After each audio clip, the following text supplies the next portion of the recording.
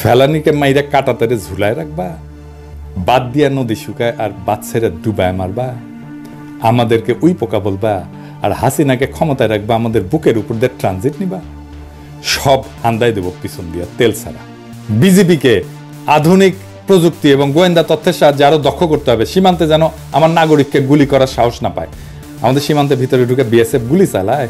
এইবার আমাদের বলতে হবে, আহো ভাতিজা আহো, আমাদের সীমানার মধ্যে ঢুকলে ট্যাঙ্গে রাখা হবে, পা উপরে মাথা নিচে।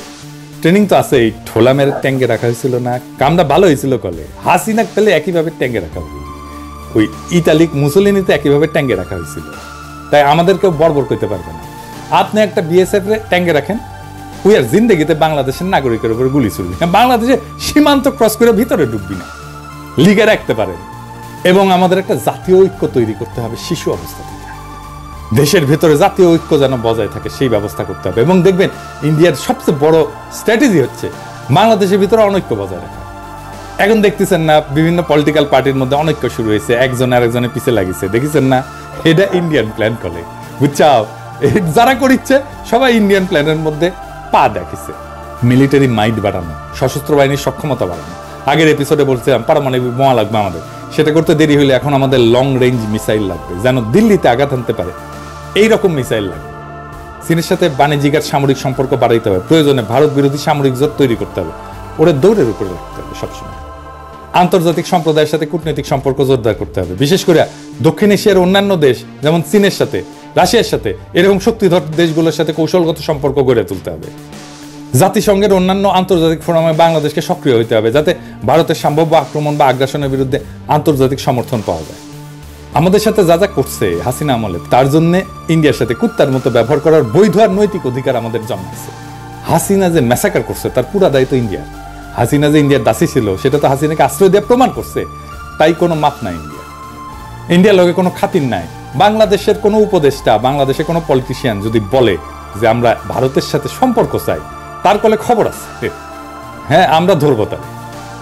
আমেরিকা ইন্ডিয়ারে সর্বতভাবে সাপোর্ট দিয়ে গেছে, তাই ইন্ডিয়ার সাথে প্রকাশ্য শত্রুতা আর আমেরিকার সাথে শীতল সম্পর্ক, এটাই হবে আমাদের পররাষ্ট্র। ভারতের সাথে হওয়া সব চুক্তি বাতিল করতে হবে, বাংলাদেশে ভারতীয়দের চাকরি নিষিদ্ধ করতে হবে, বাংলাদেশে ভারতীয়দের বিনিয়োগ বন্ধ করতে হবে, যে সমস্ত ভারতীয় কোম্পানি আছে সেগুলো বিশেষ অডিট করতে হবে। বাংলাদেশের শ্রম আইন, পরিবেশ আইন আছে না, কর পরিশোধ করছে কিনা, ভ্যাট পরিশোধ করছে কিনা, কোনো অনৈতিক কাজ করছে কিনা, এগুলো দেখতে হবে। বাংলাদেশের সাথে ভারতের সম্পর্ক কিভাবে ম্যানেজ করা হবে তা দিয়ে বাংলাদেশের ভবিষ্যৎ নির্ধারিত হবে।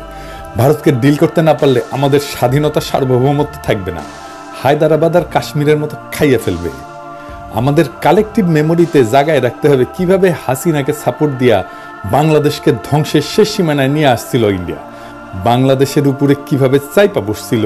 আপনি এটা বুঝতে পারবেন খুব ভালোভাবে যখন আপনি দেখবেন ওই ছবিগুলা, যখন ইন্ডিয়ান হাই কমিশনারদের বাংলাদেশের পলিটিশিয়ানদের সাথে যখন কথা বলতো, তখন তাদের বডি ল্যাঙ্গুয়েজ দেখবেন, তারা যেভাবে বসে কথা বলে। দেখেন এই যে দোরাই স্বামীরা, দেখেন ও দোরাই স্বামী না, ও বাংলাদেশের স্বামী হয়ে উঠছিল।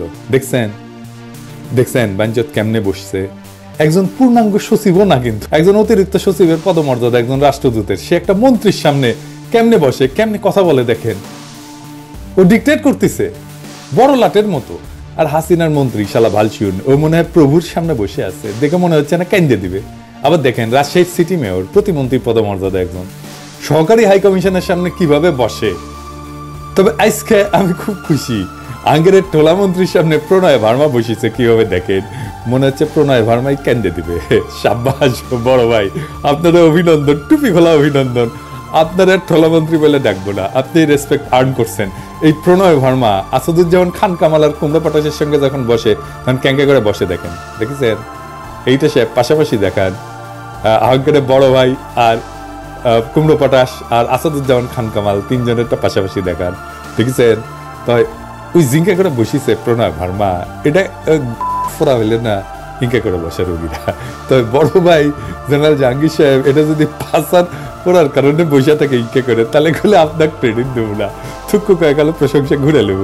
যাই হোক, বাংলাদেশের উপরে ভারতীয় প্রভাব কিভাবে কাজ করে, অনেকভাবে করে, এর একটা দিক দিয়ে কাজ করে, সেটা আমরা কখনো আলাপ করি না। আজকে ওই আলাপটা করবো। আর একটা গুরুত্বপূর্ণ দিক দিয়া ইন্ডিয়া আমাদের উপরে বহুমাত্রিক ভাবে প্রভাব বিস্তার করে, সেটা আলাপ করি। ধরেন জাতিসংঘ, আন্তর্জাতিক সংস্থাগুলা, এগুলো বিভিন্ন দপ্তরে যারা বাংলাদেশ দেশ নিয়ে কাজ করে তারা কারা? বেশিরভাগ ক্ষেত্রে এরা ইন্ডিয়া। ধরেন একটা এক্সাম্পল দিই, আইএলও বাংলাদেশ চ্যাপ্টার দেখা হয় কোথায় থেকে? দিল্লি থেকে।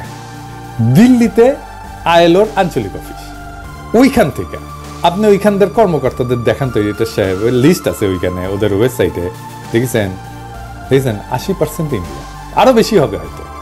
এখন দেখেন হাসিনা আমলে HRW বিবৃতি দেয় শ্রমিকদের অধিকার নিয়ে, কিন্তু আইএলও কোনোদিন দিছে কোন শ্রমিক অধিকার নিয়ে কথা বলছে? এই যে এত শ্রমিক মারা গেল, গুম হইল, খুন করলো এত শ্রমিককে, কোনোদিন কিছু বলছে? কিচ্ছু বলে। আন্দোলন করতে যায় নিখোঁজ হয়েছে কতজন দেখেন? কখনো বিবৃতি দিছে? শ্রমিকদের আন্দোলন করতে গিয়া পুলিশের গুলিতে নিহত হয়েছে, আইএলও কোনোদিন বিবৃতি দিছে? আজ আমিনুলকে, যে শ্রমিক নেতা, এটা একটা খুবই সেন্সেশনাল ঘটনা ছিল, আপনি জানেন না? আমিনুলকে তুলে নিয়ে যায় র্যাব, তারপরে ক্রস ফায়ারে দিয়ে মারে, তারপর মাইরে ফেলায় দিয়ে যায় ডেড বডি। অনেকদিন আগের কথা, আজকে আশুলিয়াতে, অনেকে হয়তো জানেন না। আইএলও কোনোদিন বিবৃতি দিছে? দেন। কিন্তু এই এখন দেখবেন এই যে শ্রমিক এলাকাতে গ্যাঞ্জাম হইতেছে না, এখন দেখবেন আইএলও কি বলে, সে এসে বলবে তোমরা সিবিআই আছে। সিবিআই মানে জানেন তো, শ্রমিকদের পক্ষে কথা বলার বৈধ প্রতিনিধি। এটা আন্তর্জাতিক আইনে স্বীকৃত, মানে কালেকটিভ বার্গেনিং এজেন্ট বলে। শ্রমিকদের পক্ষে কথা বলবে। প্রত্যেকটা প্রতিষ্ঠানে, প্রত্যেকটা শ্রমিক এলাকায়, প্রত্যেকটা ইন্ডাস্ট্রিতে একটা করে সিবিআই থাকে। ইভেন আমি যেখানে চাকরি করি প্যারিসে, সেখানে এই কোম্পানিরও সিবিআই আছে। হাসিনা আমলে কিন্তু সিবিআই ছাড়া চলতে পারবেন, বিশেষ ত্রিকোঠায় মাপ। হাসিনা বা আওয়ামী লীগ ক্ষমতা থাকলে যেভাবে ডিল করে বাংলাদেশের সাথে, অন্য কেউ ক্ষমতা থাকলে ঠিক উল্টাভাবে ডিল করবে। মানে আওয়ামী লীগ ক্ষমতা থাকলে তাদের পৌরুষ, পেশাদারিত্ব, এথিক্স, নৈতিকতা সব কোথায় যায়। আবার অন্য কেউ ক্ষমতায় আসলে তখন দিল্লির আইএলও কর্মকর্তাদের পৌরুষ জায়গা ওঠে। এটা হইতেছে আমাদের সমস্যা, বড় সমস্যা।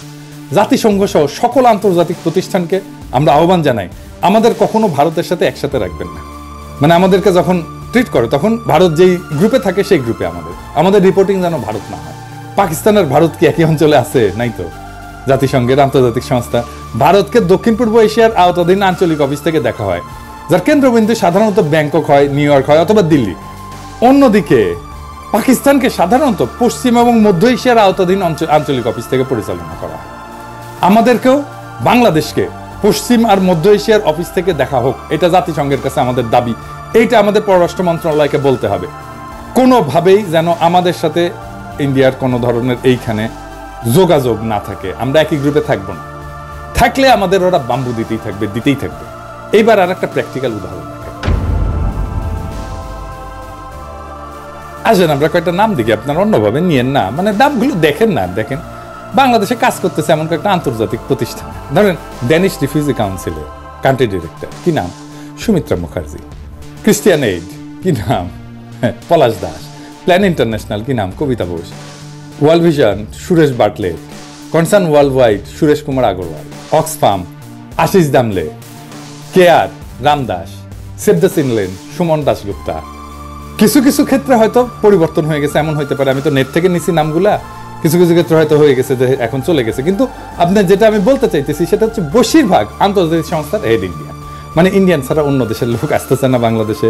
না চাইলে বাংলাদেশে আইসেন না, কাজ করেন না।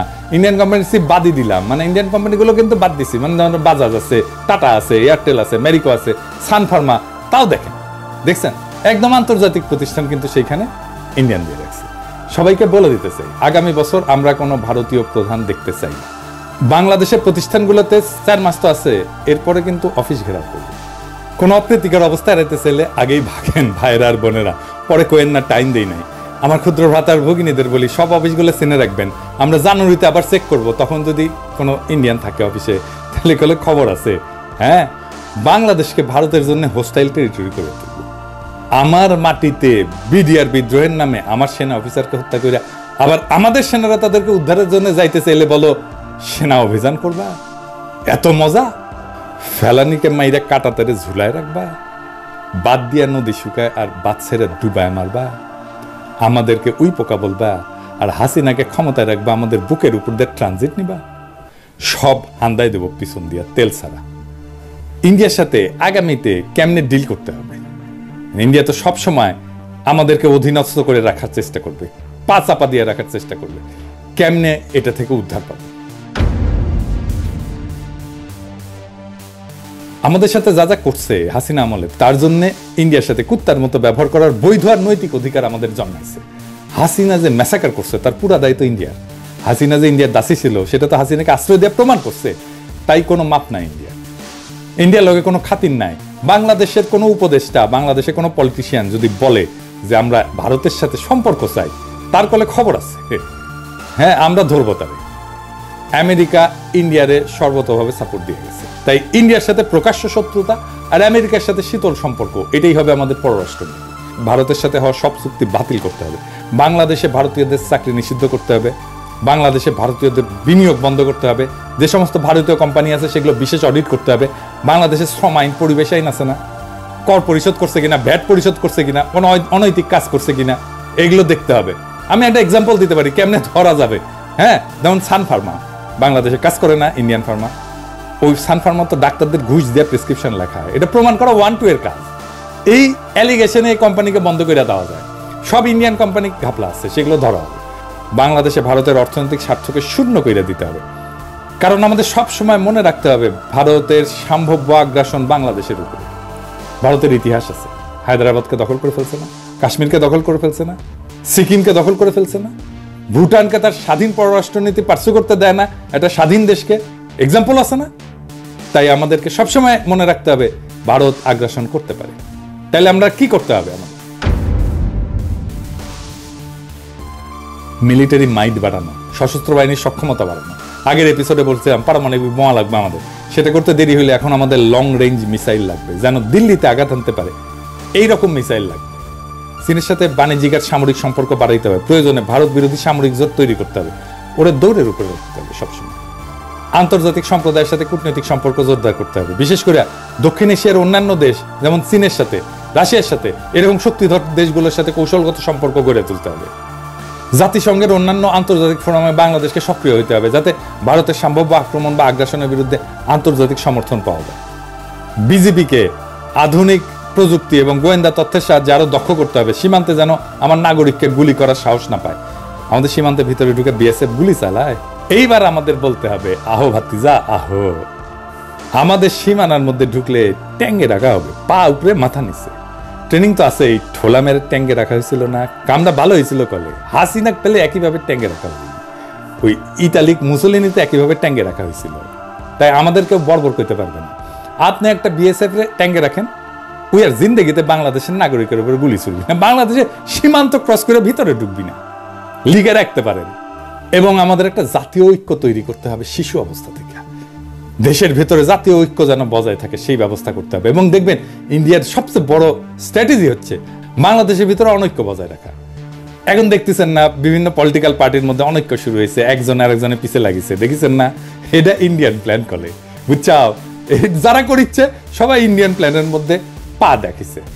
এটা রয় প্ল্যান, যে বাংলাদেশের ভিতরে অনৈক্য বজায় রাখতে হবে।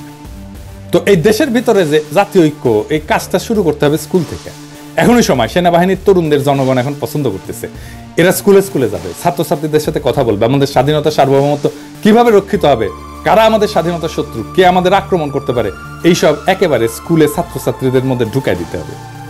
ভারতীয় পণ্য বয়কট আন্দোলন দেখেছিলেন না, একেবারে শিশুদের দিয়ে ক্যাম্পেইন করেছিলাম। ওই বয়সে ইনডক্ট্রিনেট করে দেওয়া, মানে মাথার মধ্যে ঢুকে দেওয়া, এইটা যদি ঢুকে দেওয়া যায়, এটাই আমাদের ভবিষ্যতে প্রতিরোধের শক্তি হয়ে থাকবে। ছাত্রছাত্রীদের অস্ত্রের সাথে পরিচয় করাই দিতে হবে, তারা যেন অস্ত্র হাত দিয়ে দেখতে পারে এটা কি।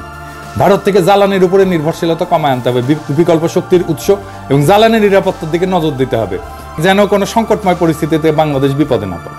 কূটনীতিতে বাংলাদেশের বেস্ট ব্রেনগুলোকে যুক্ত করতে হবে, যেন বাংলাদেশ কূটনীতিতে সেরা হইতে পারে। বাংলাদেশের সেরা ছাত্রগুলোকে দুনিয়ার সেরা ডিপ্লোম্যাটিক স্কুলের ট্রেনিং দেওয়া হতে হবে। লং টার্মে আমাদের ডিপ্লোম্যাটিক অ্যাসেট তৈরি করতে হবে, কারণ আমাদের জন্য শান্তিপূর্ণ এবং কূটনৈতিক সমাধানই সবসময় অগ্রাধিকার হওয়া উচিত। কিন্তু আত্মরক্ষা এবং প্রয়োজনে প্রত্যাঘাতের প্রস্তুতি অত্যন্ত গুরুত্বপূর্ণ।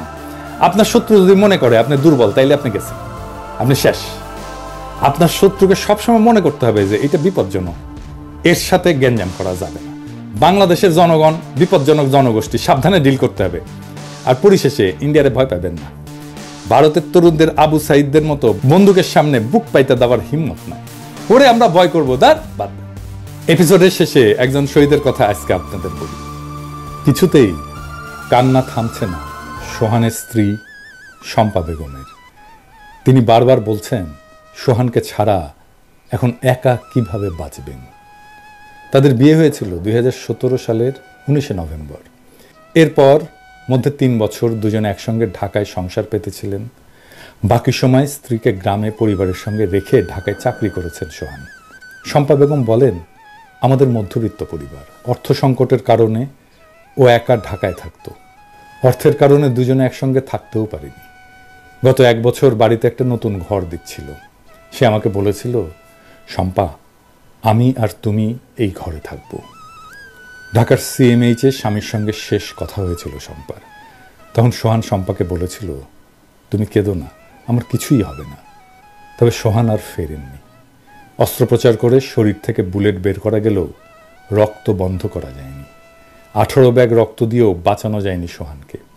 সংসারের অভাব থাকলেও ভালোবাসার কমতি ছিল না। উল্লেখ করে শম্পা বলেন, স্বামী ছাড়া কেউ ছিল না আমার। সে সব সময় সব ধরনের পরিস্থিতিতে আমার পাশে থেকেছে। সে বলতো, চিন্তা করো না, আমি তোমার পাশে আছি। আল্লাহ আমাকে একটা সন্তানও দেননি, আমি এখন কিভাবে বাঁচব। সোহান শাহ গুলিবিদ্ধ হয়েছিলেন 19 জুলাই শুক্রবার বিকেল 4:30 দিকে রামপুরা CNG পাম্প এলাকায়। তখন তার সঙ্গে ছিলেন 2 সহকর্মী, অলিউল ইসলাম আর নূর হোসেন। সেদিন আন্দোলনে যাওয়ার বিষয়ে অলিউল ইসলাম বলেন, চোখের সামনে অনেক ছাত্র ভাইদের মরতে দেখেছিলাম, আমরা ঘরে বসে থাকতে পারিনি। এই ছবিটা দেখেন, অপারেশন থিয়েটারে যাবার আগে তার মায়ের সাথে ছবি। সোহান বলেছিল, মা তুমি টেনশন করো না, আমার কিচ্ছু হবে না, আমি সুস্থ হয়ে ফিরে আসব। সোহানের কথা সত্যি হয়নি। সোহান আর ফেরেনি। কি তরতাজা ছেলে একটা। গুলিবিদ্ধ হওয়ার 39 দিন পর 27 আগস্ট ঢাকার CMH-এ চিকিৎসাধীন অবস্থায় শাহাদাত বরণ করেন সোহান। প্রত্যেকটা শহীদ মৃত্যুর জন্যে ইন্ডিয়ার দায় আছে। কারণ ইন্ডিয়া তার দাসী হাসিনাকে জনগণের অধিকার হরণ করে বাংলাদেশের ক্ষমতায় রেখেছিল। এই শহীদদের মৃত্যুর জন্যে প্রত্যক্ষ আর পরোক্ষভাবে দায়ী ইন্ডিয়া। এটা আমরা কখনোই বিস্মৃত হব না। ইনকিলাব জিন্দাবাদ।